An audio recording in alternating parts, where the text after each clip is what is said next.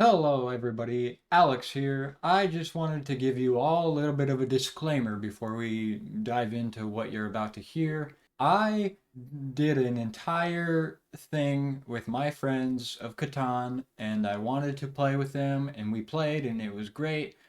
The problem with that, for some reason, the mic audio and the desktop audio, everything about that just got completely, there's no audio whatsoever.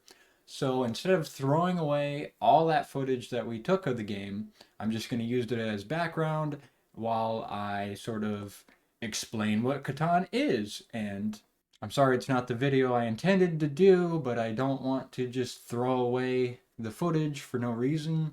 And I figured it would be better to be use it for something, you know? So hope you enjoy. That's all. Catan, previously known as Settlers of Catan or simply Settlers, is a multiplayer board game designed by Klaus Tuber. It was first published in 1995 in Germany by Frank Cosmos Verlag, and it was known as Die Siedler von Catan. Players take on the role of settlers, each attempting to build and develop holdings while trading and acquiring resources. Players gain victory points as their settlements grow. The first to reach a set number of victory points, typically 10, wins. Upon its release, the Settlers of Catan became one of the first Euro games to achieve popularity outside of Europe.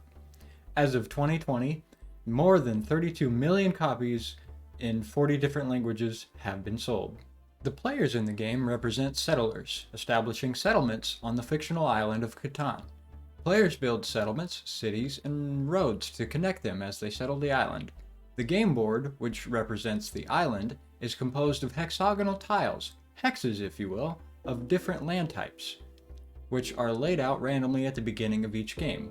Newer editions of the game began to depict a fixed layout in their manual, which has been proved by computer simulations to be fairly even, and it is recommended to use this if you're a beginner.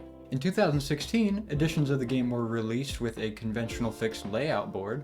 In this configuration, the hexes do not get rearranged. Players build by spending resources like wood, grain, lumber, brick, and ore.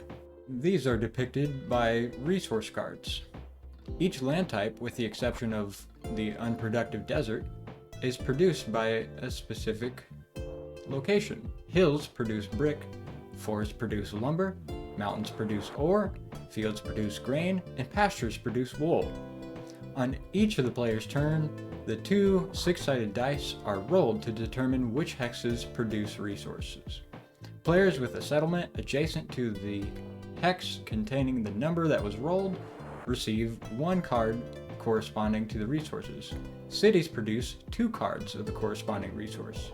For example, if a player has one city and two settlements adjacent to a hex, that player would take 4 grain resources if the corresponding number was rolled.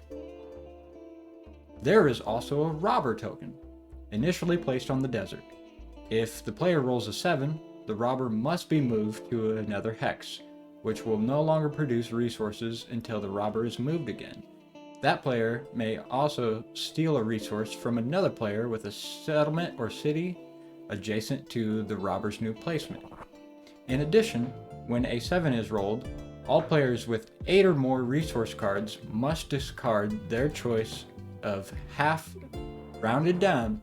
For example, if a player has 9 resource cards and 7 is rolled, the player must get rid of 4 cards.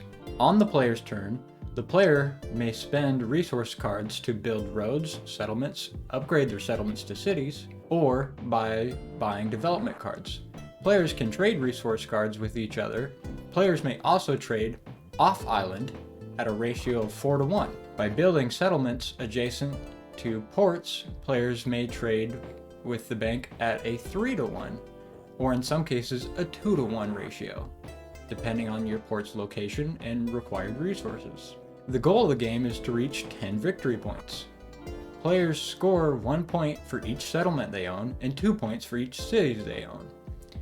Various other achievements, such as building the longest road or having the largest army, grant players additional victory points. Resource cards can also be spent to buy a development card.